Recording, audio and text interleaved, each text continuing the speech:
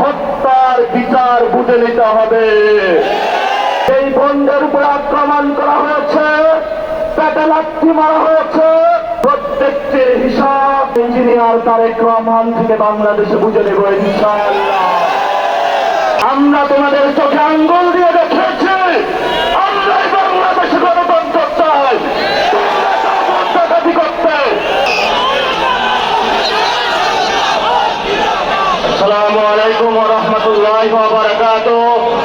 প্রিয় দেশবাসী, সাংবাদিক ভাইয়েরা, 11 দলীয় জোটের সম্মানিত নেতৃবৃন্দ, আমরা আল্লাহর কাছে শুকরিয়া জানাচ্ছি যে আল্লাহ তাআলা জনগণের সামনে যারা ভোট ডাকাত তাদেরকে উন্মোচন করতে আমরা সক্ষম হয়েছি। বাংলাদেশে ওরা শুধু ভোট চুরি করে নাই, ডাকাতি করেছে। আমাদের সুস্পষ্ট অনেকগুলো দাবি রয়েছে। আজকে নির্বাচনের পরে 11 দলীয় যে ঐক্য রয়েছে, আমরা জনগণের সামনে উপস্থিত হয়েছি। আমরা প্রথমত বলতে চাই, পার্লামেন্টে যে ভোট ডাকাতরা গিয়েছে, জনগণের সামনে আমরা বিরোধী দল হিসাবে হাজির হয়েছি।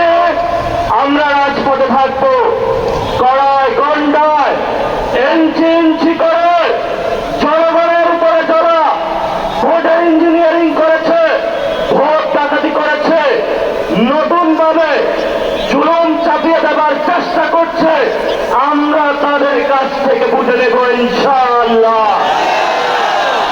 আমি সংক্ষিপ্ত কথা বলবো। আমাদের ভাই শহীদ উসমান হাদি আজকে আমাদের মধ্যে থাকতে পারতেন, সংসদ সদস্য হিসাবে ঢাকা 8-এর। আল্লাহ ওনাকে শহীদ হিসাবে নিয়ে গিয়েছেন। আমরা বিচারের দাবিতে মাঠে গিয়েছি। আজকে এই যেহেতু বিরোধী দলীয় যাত্রা হচ্ছে এই বায়তুল মুকাররম থেকে, আমি সরকারের কাছে আহ্বান জানাবো, দেশের কাছে আহ্বান জানাবো, প্রশাসনের কাছে আহ্বান জানাবো, আপনারা দ্রুত গতিতে শহীদ উসমান হাদি ভাইয়ের হত্যাকাণ্ডের বিচার যাতে হয় সেই উদ্যোগ নিন। আমাদেরকে এতদিন বলা হয়েছে বিচার এবং নির্বাচন মুখোমুখি দাঁড় করাবেন না। আমরা মরিয়া প্রমাণ করিলাম যে আমরা নির্বাচন বিরোধী নই। এখন সময় এসেছে শহীদ উসমান হাদি ভাইয়ের হত্যাকাণ্ডের বিচার করতে হবে। তৎকালীন সময়ে সংস্কারের নিয়ে বলা হয়েছিল, সংস্কার এবং নির্বাচন বিরোধী করার চেষ্টা চালানো হয়েছিল, ট্যাগ দেওয়া হয়েছিল, ওরা নির্বাচন চায় না। বাংলাদেশে সন্ত্রাস, চাঁদাবাজি, দখলদারিত্ব বন্ধ করার উদ্যোগ নিতে হবে। আমরা তোমাদের চোখে আঙ্গুল দিয়ে দেখিয়েছি আমরাই বাংলাদেশে গণতন্ত্র চাই, করতে। এখন সময় এসেছে, কোন 9-6 চলবে না। সংস্কারে জনগণে যে হাতে ম্যান্ডেট দিয়েছে দ্রুত বাস্তবায়ন করতে হবে।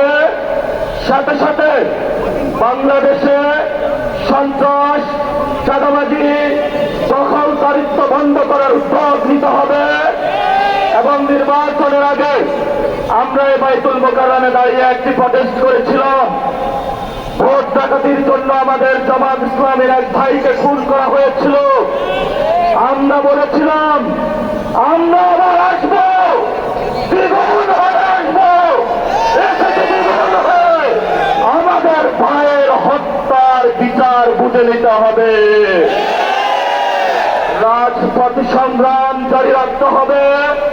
যেই বন্ধের উপর আক্রমণ করা হয়েছে, পেটে লাথি মারা হয়েছে, বোরকা ধরে টান দেওয়া হয়েছে, গুলিবিদ্ধ করা হয়েছে, পা ভাঙা হয়েছে, প্রত্যেকটির হিসাব কড়ায় গন্ডায় আমরা ইঞ্জিনিয়ার তারেক রহমান থেকে বাংলাদেশে বুঝে নেব ইনশাআল্লাহ।